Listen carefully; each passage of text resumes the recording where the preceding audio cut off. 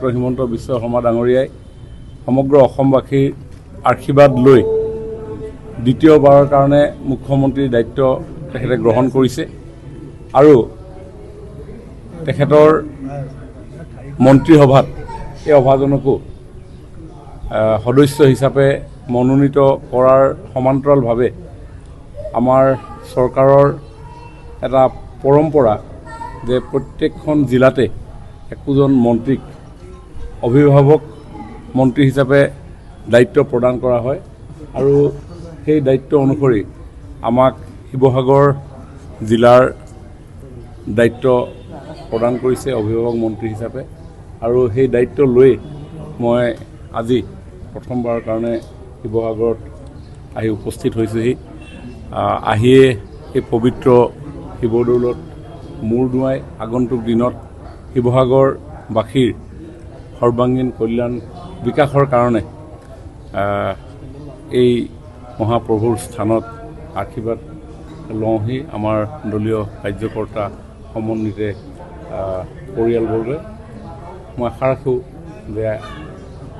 যি আশাৰে পুনৰ ভাৰতীয় জনতা পাৰ্টীৰ নেতৃত্বত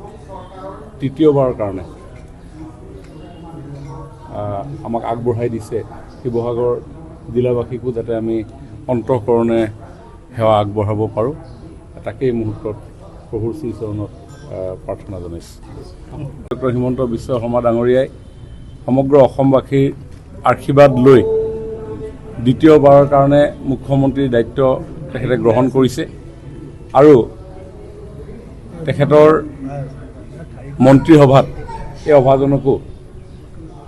সদস্য হিচাপে মনোনীত কৰাৰ সমান্তৰালভাৱে আমাৰ চৰকাৰৰ এটা পৰম্পৰা যে প্ৰত্যেকখন জিলাতে একোজন মন্ত্ৰীক অভিভাৱক মন্ত্ৰী হিচাপে দায়িত্ব প্ৰদান কৰা হয় আৰু সেই দায়িত্ব অনুসৰি আমাক শিৱসাগৰ জিলাৰ দায়িত্ব প্ৰদান কৰিছে অভিভাৱক মন্ত্ৰী হিচাপে আৰু সেই দায়িত্ব লৈ মই আজি প্ৰথমবাৰৰ কাৰণে শিৱসাগৰত আহি উপস্থিত হৈছোহি। আহিয়ে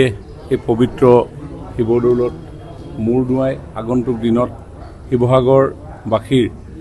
সৰ্বাংগীন কল্যাণ বিকাশৰ কাৰণে এই মহাপ্ৰভুৰ স্থানত আশীৰ্বাদ লওঁহি আমাৰ দলীয় কাৰ্যকৰ্তা সমন্বিতে পৰিয়ালবৰ্গই। মই আশা ৰাখোঁ যে যি আশাৰে